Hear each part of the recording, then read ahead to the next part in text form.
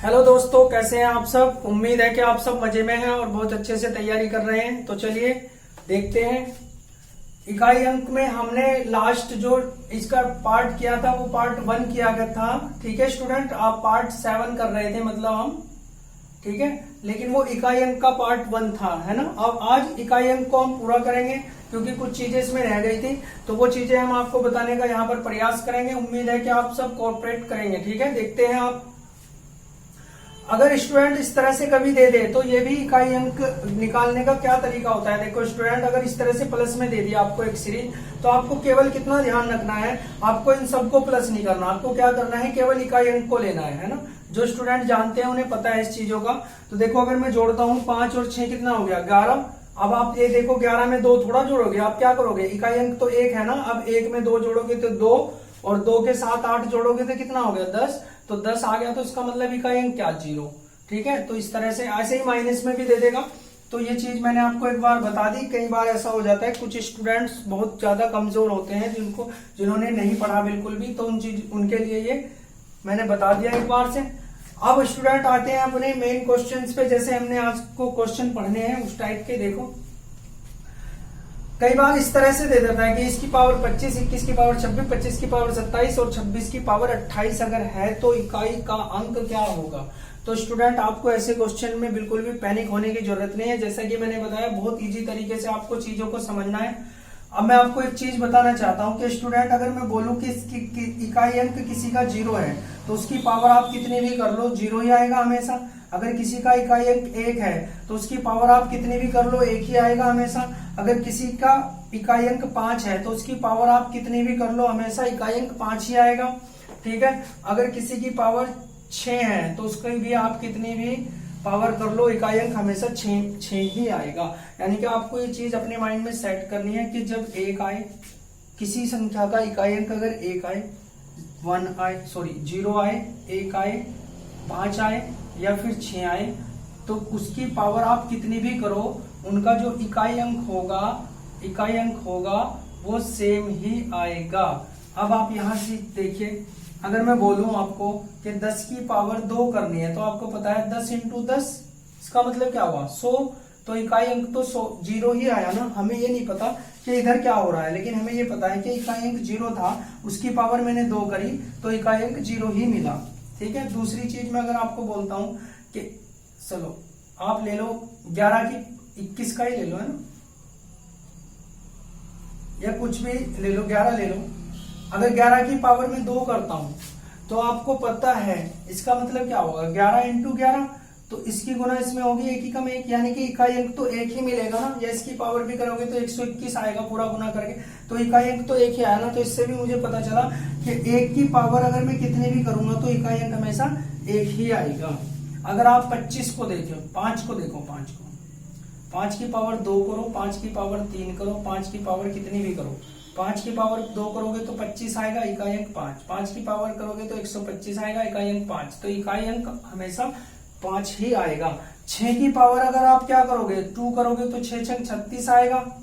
ठीक है, 6 छंग कितना आएगा 36 आएगा। तो इकाई अंक हमेशा कितना आएगा 6 ही आएगा। तो स्टूडेंट आप ये सारी चीजें समझ पाए होंगे। तो अब देखते हैं स्टूडेंट आगे। तो अगर इस तरह से मुझे दे दिया है तो मुझे पता है इकाई अंक बताना है। क्या बताना है, इकाई का अंक बताना है। तो मुझे पता है कि इसकी मैं कितना भी करूं इकाई अंक 0 ही आना है, प्लस इसका कितना भी करूं इकाई अंक 1 ही आना है, प्लस इसका कितना भी करूं इकाई अंक 5 ही आना है, प्लस इसकी कितनी भी पावर करूं इकाई अंक 6 ही आना है। तो सेम आना है। तो इसका मतलब क्या हुआ, इन सबको जोड़ दो, कितना हो गया 6 और 6 12। तो 12 आंसर अगर आया है तो इकाई अंक क्या है 2, तो आंसर क्या आया 2। ठीक है स्टूडेंट, तो यहां से हम ये चीजें आराम से सीख सकते हैं। नेक्स्ट क्वेश्चन देखते हैं स्टूडेंट। 0, 1 और 5 के बाद देखो आपको पता है कि जब भी इनकी पावर हम कितनी भी करेंगे तो हमेशा ये सेम रहेंगे, है ना, जो भी आएगा सेम आएगा। तो इसमें एक चीज और देख लेते हैं स्टूडेंट आगे। देखो 0 हो गया, 1 हो गया, 5 हो गया, 6 हो गया। अब हम 4 और 9 को देख लेते हैं। किसको, 4 और 9 को। 4 और 9 के लिए आपको क्या कॉन्सेप्ट याद रखना है, तो आप एक चीज समझिए जरा। अगर मैं 4 की पावर 1 करता हूं, ये क्या है विषम, पावर क्या है विषम। और ये क्या है, सम। ठीक है स्टूडेंट, ये पावर क्या है, विषम, ये सम और ये फिर विषम। समझना है स्टूडेंट। इसी तरीके से वो है विषम, सम और विषम। तो आपको सिर्फ एक चीज समझना है, क्यों, क्योंकि देखो कई बार आपको इस तरह से दे देगा या फिर इससे भी ज्यादा बढ़ाकर आपको ऐसे दे देगा, ठीक है, इंटू 9 की पावर 444। ठीक है, तो अब आपको प्रॉब्लम हो जाएगी। तो इसमें भी इकाई अंक बताना है, इसमें भी। तो आपको कुछ भी पैनिक नहीं होना, आपको सिर्फ इतना समझना है कि जब मैं 4 की पावर विषम करता हूं तो देखो 4 एकम 4, 4 आया। और जब 4 की पावर सम है तो 4 चौक 16, 16 आएगा ना, तो इकाई अंक क्या आया, 6 आया। फिर 4 की पावर देखो ये क्या थी, विषम, फिर विषम आई तो फिर क्या आएगा, 4 चौक 16 चौके 64, फिर 4 आया। तो यहां से अगर मैं इसकी पावर फिर 4 करता हूं तो फिर मुझे 6 ही मिलेगा। अगर इसकी पावर में 4 करता हूं मुझे फिर 6 ही मिलेगा। अगर 5 करता हूं फिर 4 ही मिलेगा। तो यहां से एक चीज क्लियर हो गई स्टूडेंट, एक चीज ये क्लियर हो गई कि जब भी 4 की पावर विषम होगी तो उसका जो आपको मिलेगा रिजल्ट वो इकाई अंक 4 ही मिलेगा।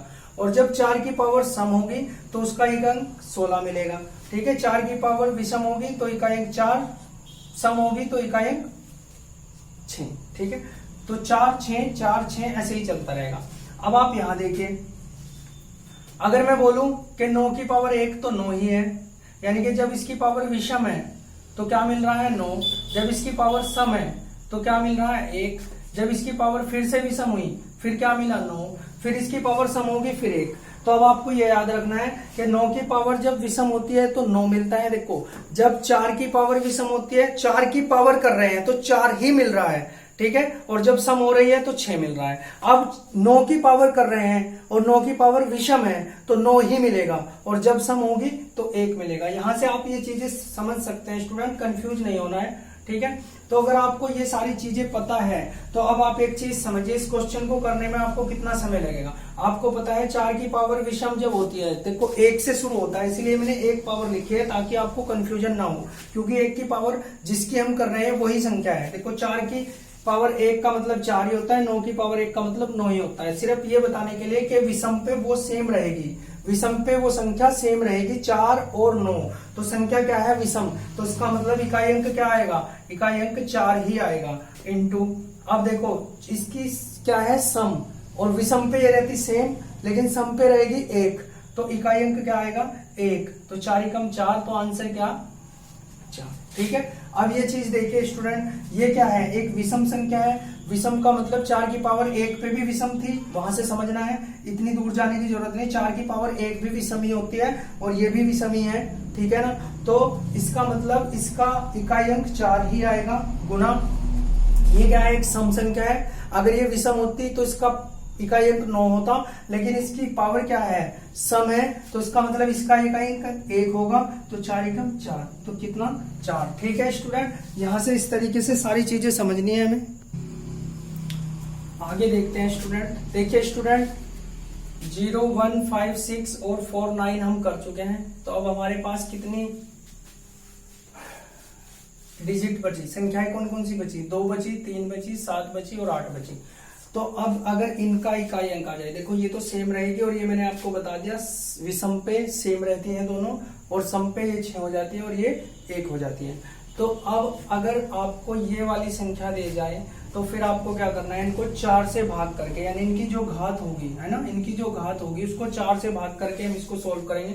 ठीक है स्टूडेंट, फिलहाल मैं आपको डायरेक्ट बता रहा हूं, लेकिन अगर आपको ये भी पता करना हो तो मैं फिर आगे देख लेंगे इसको कि 4 से ही क्यों भाग कर रहे हैं, क्योंकि हमें पता है जब हम इसकी पावर 2 की पावर 1 करता हूं तो 2 आएगा, 2 करता हूं तो 4 आएगा, है ना, और 1 की पावर 3 करता हूं तो वापस से क्या आएगा, 8 आएगा, और 1 की पावर 4 करता हूं तो वापस से क्या आएगा, 16 आएगा, और इस 2 की ही पावर अगर मैं 5 करता हूं तो फिर आएगा 32। तो स्टूडेंट आप एक चीज समझिए, जब तक 4 घात रही तब तक सारे इकाई अंक अलग अलग आए, लेकिन जैसे ही घात 5 हुई, ठीक है, 4 के बाद 5 हुई, तो इकाई अंक वापस से रिपीट होना शुरू हो गया। तो फिर अब 4 आएगा, फिर उसके बाद 8 आएगा, यानी कि 4 घात पूरी होने के बाद इकाई अंक क्या आता है, वापस से रिपीट होने लगता है। इसलिए हम हमेशा 4 से ही भाग करते हैं। ठीक है स्टूडेंट, तो ये चीज समझनी है। तो अगर आप एक चीज समझिए, इसको मैं भी आपको बाद में बताऊंगा, इससे पहले आप ये समझिए दूसरे वाला।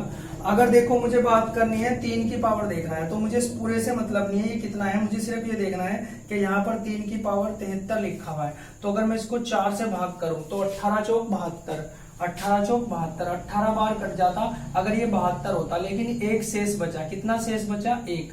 तो मैं इसको 3 की पावर 1 मान के चलता हूं, तो 3 एकम 3, तो इसका 1 कितना आया? 3। ठीक है स्टूडेंट, यहां से हो सकता है। अगर यहाँ पर होता 74, ठीक है, तो फिर पावर कितनी 2 शेष बचता, तो पावर 3 की हो जाती 2, यानी कि 3 या 9, तब आंसर क्या होता है? 9। लेकिन यहाँ पर 1 ही बचा, तो यहाँ से देख लीजिए अगर मैं इसको 4 से भाग करता हूं तो ये 4 पंजे 20 पूरा कट गया, तो 2 शेष बचा। शेष कितना बचा? 2। तो इसका मतलब मैं 7 की पावर 2 की बात कर रहा हूँ, यानी 7 7 49, तो इकाई अंक कितना? 9। ठीक है, यहाँ से अगर मैं 8 की बात करता हूँ तो मैंने जब 4 से भाग करा तो कितना आया? 4 से भाग किया तो कितना आया? 20। ठीक है, 20, तो 3 बचा, तो 8 की पावर 3 का मतलब होता है 512। इसका मतलब है 2 के इकाई अंक की बात कर रहा हूँ। तो इस तरह से आप कर सकते हैं। ठीक है स्टूडेंट, तो मैंने आपको बोला था कि इसको रहने दो। अब इसको देखते हैं हम। देखो मैंने 4 से जब भाग किया तो ये पूरा पूरा कट गया। तो स्टूडेंट जब भी इस तरह की कोई घात दी होगी वो 4 से पूरी पूरी कट जाएगी, तो उसका मतलब है हम उसको शेष वहां पे 4 मान के चलेंगे, यानी कि 2 की पावर यहाँ पर 4 मान के चलेंगे। अगर 2 के अलावा यहाँ कोई और संख्या होती, जैसे मैं बोलूँ अगर 40 दे देता इसकी पावर, या 44 दे देता, फिर भी पूरा पूरा कट जाता, तो तब भी मैं 2 की पावर 4 ही मान के चलता। ठीक है, ऐसा क्यों हो रहा है? क्योंकि आपको पता है 2 की पावर 4 पे ही वो सेम रहता है।